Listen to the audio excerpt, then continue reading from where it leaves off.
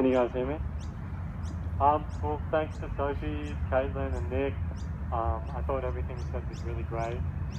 So my name is Ethan Mehta. I study contemporary music at the Conservatorium. That's Mehta, M-E-H-T-A, if any of you guys want to add me on Facebook so we can link up for future protests. I just want to applaud you all for coming and protesting. I know that it's really difficult, and I feel like students are extremely disempowered at the moment. We really don't have much say in what goes on at our universities, and we don't have much control over the policies. But the point I'd like to make is that the more we take, the more we gain and can pass on to future generations. I think an example of that today was all the points showing, you know, how in 2014 when Tony Abbott wanted to raise uni fees, previous students had fought back against that.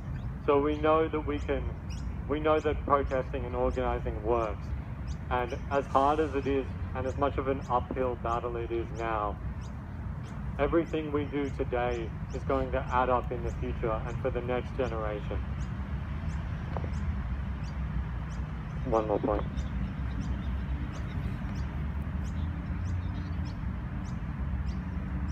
I think we also need to push boundaries. And, you know, I want to start by saying I'm not advocating anything too extreme. I'm absolutely not advocating violence.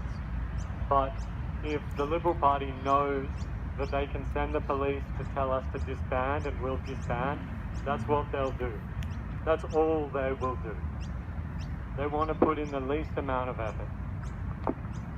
And if we refuse, if we give them one option, do this or we're not leaving, if we leave them with only one option, that's the only path they can take.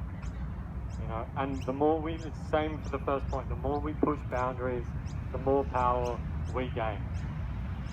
We know from COVID that in an emergency situation, they can pass legislation quick. We need to be the emergency.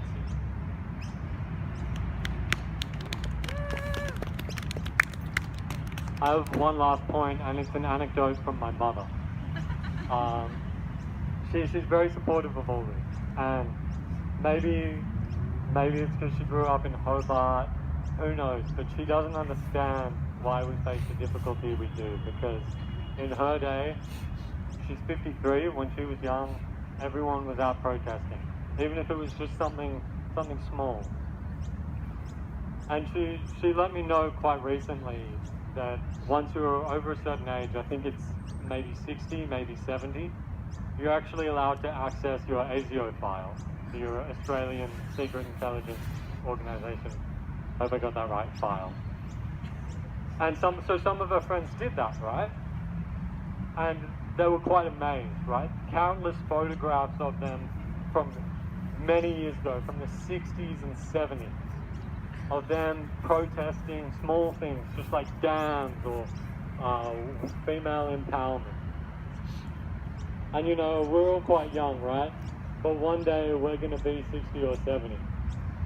And so, when you're old enough to access your ASIO file, what do you want to see in there, right? Do you want to be a little blip on the radar?